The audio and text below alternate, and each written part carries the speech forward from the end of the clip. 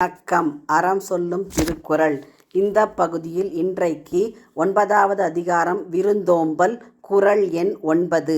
உடைமையுள் இன்மை விருந்து ஓம்பல். ஓம்பா மடமை மடவார்கண் உண்டு.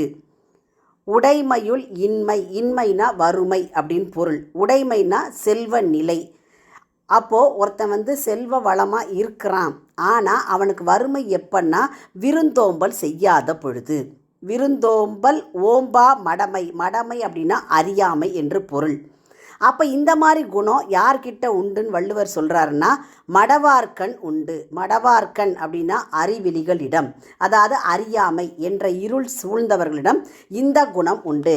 குறளினுடைய பொருள்னு பார்த்தோம்னா, செல்வ நிலையில் இருந்து கூட விருந்தோம்பலை போற்றாதவர்கள் உண்மையான வறுமையில் இருப்பார்கள். அப்போ இது யார்கிட்ட இந்த குணம் இருக்குன்னா அறிவற்ற மக்களிடமே காணப்படும்.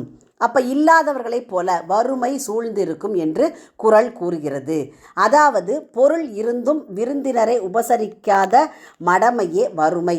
அது அறியாமை என்ற குணம் உள்ளவரிடத்து உண்டு. அதாவது அறியாமை அப்படின்னா பேதையார் அப்படின்னு சொல்லுவோம்.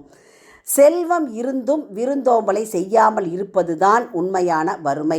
அப்போ ஒருத்தன் எவ்வளோ பணக்காரனாக இருக்கிறான், ஆனால் அவனை வள்ளுவர் செல்வந்தனாக ஏற்றுக்கொள்ளவில்லை. என்ன சொல்கிறார் அப்படின்னா, அவன் விருந்தோம்பல் குணம் அவன்கிட்ட இல்லை, அதனால அவன் வறுமை உற்றவனே என்று சொல்கிறார். இந்த குறளினுடைய விளக்கத்தை பார்த்தோம்னா, செல்வத்தின் பயனை இழக்கச் செய்வதால் விருந்தோம்பலை இகழ்வது மடமையாகும். செல்வம் இருந்தும் விருந்தினரை பேணாமல் இருப்பது அறிவிலிகளின் பண்பு. அறிவிலிகள் அவங்க தான் பேதையார். இதையே வெற்றி வேர்க்கை என்ன சொல்லுது அப்படின்னு பார்த்தா, செல்வர்க்கு அழகு செழுங்கிளை தாங்குதல். கிளை அப்படின்னா உறவினர்கள். செல்வர்க்கு அழகு, ஒருத்தன் செல்வந்தனாக இருக்கிறான் அப்படின்னா தன்னுடைய சுற்றத்தவரை தழுவி வாழ்தல் வேண்டும், தாங்கி பிடித்து வாழ்தல் வேண்டும். இதையே பட்டினத்தார் எப்படி சொல்வார்னா, காதற்ற ஊசியும் வாராதுகான் கடைவழிக்கே அப்படின்னு சொல்கிறார். ஆகவே விருந்தினரை பேணாமல் வாழும் அறியாமை செல்வம் இருந்தும் வறுமை என்கிறார் வள்ளுவர்.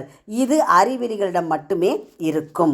குறளின் பொருள்: செல்வ நிலையில் உள்ள வறுமை என்பது விருந்தோம்புதலை போற்றாத அறியாமை ஆகும்.